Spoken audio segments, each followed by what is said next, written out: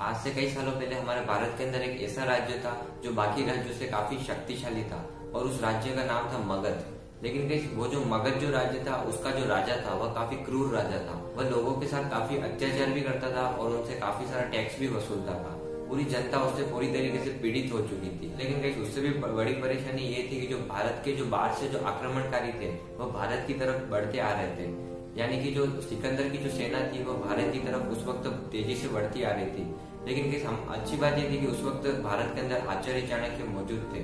आचार्य चाणक्य को ये बात पहले ही पता लग गई थी कि अगर मुझे भारत को बचाना है किसी तरीके से उन बाहर के लोगों से, तो मुझे पूरे भारत को एक अखंड भारत करना पड़ेगा। उसके लिए एक राजा की जरूरत पड़ेगी जो सारे राज्यों को एक करे। तो उस वक्त जो राजा था वह सिर्फ एक ही पावरफुल राजा था और वो था राजा धनानंद, क्योंकि उसके पास सबसे बड़ा मगध राज्य था। फिर एक दिन आचार्य चाणक्य उस धनानंद के पास गए और उसको समझाया कि तुम ये सारे फालतू काम करने छोड़ दो, लोगों से टैक्स वसूलना भी छोड़ दो और लोगों पे अत्याचार करना भी छोड़ दो, क्योंकि राजा का असली धर्म लोगों की सेवा करना होता है, ना कि उन्हें परेशान करना। लेकिन उसने आचार्य चाणक्य की बात नहीं मानी और उनको वहां से धक्के मार के बाहर निकाल दिया। जब वो राजा आचार्य चाणक्य को वहां से धक्के मारकर बाहर निकाल रहा था उस वक्त आचार्य चाणक्य की शिखा भी खुल गई थी, जिसकी वजह से आचार्य चाणक्य काफी क्रोधित हो गए और उन्होंने शपथ ली कि मैं एक दिन तेरे वंश का पूरी तरीके से सर्वनाश कर दूंगा और पूरे भारत को अखंड करूंगा। लेकिन इस परेशानी वहां पर खत्म नहीं हुई थी, क्योंकि आचार्य चाणक्य को एक ऐसे व्यक्ति की तलाश थी जो उनकी इस काम में पूरी तरीके से मदद कर सके। फिर आचार्य चाणक्य गाँव में गए, वहां पर उन्हें एक चंदू नाम का लड़का मिला। आचार्य चाणक्य ने पहले तो उसको परखा, उसके अंदर वह सारी क्वालिटी थी जो आचार्य चाणक्य चाहते थे। फिर आचार्य चाणक्य उस चंदू नाम के लड़के को अपने साथ तक्षशिला में ले गए। फिर उसे वहां पर पूरी तरीके से तैयार किया, उसे इस काबिल बनाया कि वो सभी लोगों का सामना कर सके। फिर वही चंदू नाम का लड़का आगे जाकर चंद्रगुप्त मौर्य भी बना। पहले तो आचार्य चाणक्य ने और चंद्रगुप्त मौर्य ने सिकंदर की सेना को हराया जो बाहर से आए थे भारत पर आक्रमण करने, भारत को जीतने के लिए। तो उन दोनों ने मिलकर किसी तरीके से उस सिकंदर की सेना को हराया। लेकिन परेशानी वहां पर खत्म नहीं हुई थी। असली परेशानी तो ये थी कि जो भारत के अंदर जो वो धनानंद जो राजा था वह काफी क्रूर राजा था, किसी तरीके से उसको वहां से हटाना था।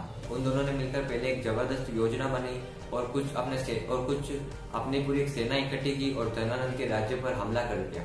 लेकिन उन्होंने एक सबसे बड़ी गलती ये कर दी थी कि उन्होंने डायरेक्ट जाकर बीचों बीच हमला कर दिया था, जिसकी वजह से वो युद्ध हार चुके थे। लेकिन किसी तरीके से आचार्य चाणक्य और चंद्रगुप्त मौर्य अपनी जान बचाकर वहां से भाग गए। फिर वो अपनी जान बचाकर एक कुटिया के पास जाके खड़े हुए। वहां कुटिया के अंदर एक माँ अपने बेटे को कुछ खाना खिला रही थी। फिर वो जो बेटा था उस माँ का, उसने खाने के बीचों बीच हाथ डाल दिया खाना खाने के लिए। फिर अचानक से उसका हाथ जल गया। तब उसकी माँ ने कहा कि क्या तू मूर्ख है, तू क्या गलती कर रहा है, तुझे इस खाने को बीचों बीच से नहीं खाना है, तुझे इस खाने को साइड से तोड़कर खाना है, जिसकी वजह से खाना भी ठंडा हो जाएगा और तू शांति से खा भी पाएगा। फिर आचार्य चाणक्य वही कुटिया के बाहर खड़े थे।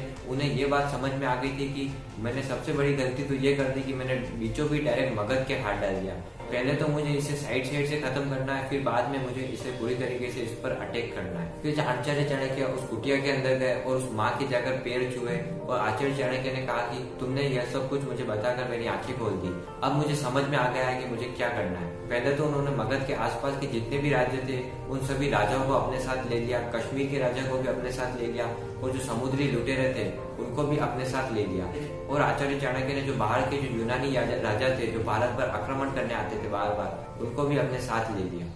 फिर धनानंद से भी एक बड़ी सेना उन्होंने तैयार की। पूरी पावर के साथ उन्होंने चारों तरफ से उस धनानंद के राज्यों पर अटैक कर दिया, जिसकी वजह से धनानंद का पूरा साम्राज्य खत्म हो गया। फिर आचार्य चाणक्य ने चंद्रगुप्त मौर्य को मगध का राजा बनाया और पूरे अखंड भारत के अपने सपने को पूरा किया। इस आचार्य चाणक्य इंटेलेक्चुअली काफी पावरफुल थे। उनकी डिसीजन लेने की क्षमता और किसी भी चीज को समझने की क्षमता। उन्होंने ये बात पहले ही कह दी थी कि कुछ राजाओं से और कुछ मंत्रियों से पूरा राज्य नहीं चलने वाला। अगर पूरे राज्य को हमें चलाना है तो इसके लिए पूरी एक योजना बनानी पड़ेगी, पूरा एक ऐसा सिस्टम क्रिएट करना पड़ेगा जिसकी वजह से पूरा राज्य चल सके। जैसे कि आज के टाइम में हमारे देश के अंदर डेमोक्रेसी सिस्टम चलता है, हर एक व्यक्ति हर एक अलग अलग काम करता है। प्रधानमंत्री एक अलग काम करता है, प्रेसिडेंट एक अलग काम करता है, कहीं का कोई कलेक्टर है वो अलग काम करेगा, कोई पार्षद है, कोई ऐसे अलग अलग, सभी को अलग अलग काम दे रखे। उसी प्रकार से आचार्य चाणक्य ने उस वक्त ही बता दिया था कि सिर्फ एक राजा और कुछ लोग उसके कुछ नहीं कर सकते। अगर पूरे देश को चलाना है तो हमें इसके लिए पूरा एक डेमोक्रेटिक टाइप का सिस्टम क्रिएट करना पड़ेगा। और आचार्य चाणक्य ने ऐसा किया भी था। उन्होंने अलग अलग कामों के लिए हर अलग अलग व्यक्ति को लगा दिया था और जो व्यक्ति यहाँ पर लगा है वो चेंज भी होता था। जैसे कि आज के टाइम में कोई भी गवर्नमेंट नौकरी वाला कोई भी प्राइवेट नौकरी वाला अगर कोई व्यक्ति है जो नौकरी करता है, उसकी जैसे कि अलग अलग स्टेट के अंदर पोस्ट बदलती रहती है, उसी तरीके से आचार्य चाणक्य भी उस वक्त के लोगों को अलग अलग तरीके से बदलते रहते थे। किसी भी एक पर्टिकुलर व्यक्ति को उसी जगह का नहीं बनाया जाता था जो हर चीज देखे। और तो और गाइस, जो सबसे बड़ी जो आचार्य चाणक्य की जो सबसे बड़ी जो चीज थी वो ये थी कि उनकी जो लीडरशिप क्वालिटी थी वो काफी अच्छी थी।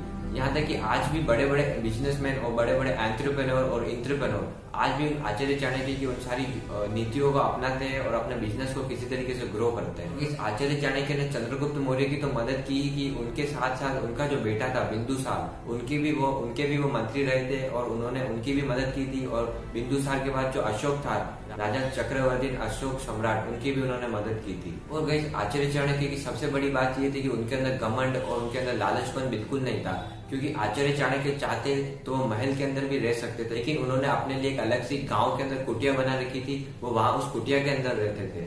इससे ये पता पड़ता है कि आचार्य चाणक्य को किसी भी चीज का लोभ नहीं था। वे हमेशा पहले दूसरों के बारे में सोचते थे।